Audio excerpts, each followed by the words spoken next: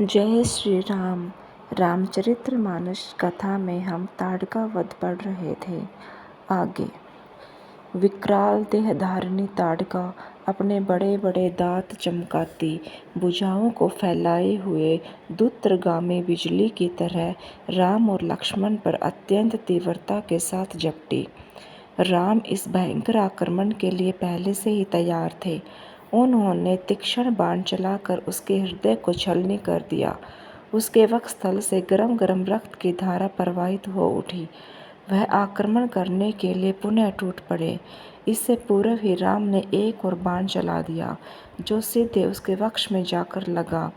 वह पीड़ा से चीखती हुई चक्कर खाकर भूमि पर गिर पड़ी और अगले ही क्षण उसके प्राण पखेरु उड़ गए। राम के इस रणकौशल और ताड़का की मृत्यु से ऋषि विश्वामित्र अत्यंत प्रसन्न हुए। उनके मुख से रामचंद्र के लिए आशीर्वचन निकलने लगे। गुरु की आज्ञा से वहीं पर सभी ने रात्रि व्यतीत किया। प्रातःकाल उन्होंने देखा कि ताड़का के आतंक से मुक्ति पा जाने के कारण उस वन की भयंकरता और विकरालता समाप्त हो चुकी है। कुछ समय तक उस वन की शोभा निहारने के बाद स्नान पूजन से निर्वृत्त होकर वे महर्षि विश्वामित्र के आश्रम की ओर चल पड़े। अलभ्य अस्त्रों का ज्ञान। मार्ग में एक सुरम्य सरोवर दृष्टिगत हुआ। सरोवर के तट पर रुककर विश्वामित्र कहा, हे राम, ताड़का का वध करके तुमने बहुत बड़ा मानव कल्याण का काम किया है। मैं तुम्हारे इस काम से बहुत प्रसन्न हूँ। मैं तुम्हें कुछ ऐसे दुर्लभ अस्त्र प्रदान करना चाहता हूँ जिनकी सहायता से तुम दुर्दमनीय देवताओं, राक्षसों, यक्षों, नागादिकों को भी परास्त कर सकोगे। ये दंड चक्र, धर्मचक्र, कालचक्र और इंद्र चक्र नामक अस्त्र है। इन्हें तुम धारण करो। इनके धारण करने के पश्चात तुम किसी भी शत्रु को परास्त करने का सामर्थ्य प्राप्त कर सकते हो। इनके अतिरिक्त मैं तुम्हें विद्युत निर्मित वज्रास्त्र, शिवजी का शूल, ब्रह्माशीर, ऐशिक और समस्त अस्त्रों से अधिक शक्तिशाली ब्रह्मास्त्र देता हूँ। इन्हें पाकर तुम तीनों लोकों में सर्वाधिक शक्ति संपन्न हो जाओगे। मैं तुम्हारी वीरता से इतना अधिक प्रसन्न हूँ कि तुम्हें प्रचंड मोदकी व शिखर नाम की गदाएं प्रदान करते हुए मुझे अत्यंत हर्ष हो रहा है।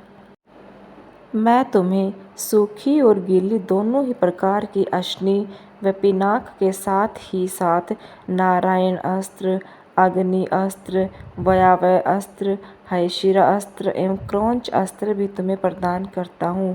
अस्त्रों के अतिरिक्त मैं तुम्हें कुछ पाश भी देता हूँ, जिनमें धर्मपाश, कालपाश एवं वरुण पाश मुख्य हैं। इनके पाशों के द्वारा तुम अत्यंत फुर्तीले शत्रु को भी बांध कर निष्क्रिय बनाने में समर्थ हो जाओगे। राम, कुछ अस्त्र ऐसे हैं जिनका प्रयोग असुर लोग करते हैं।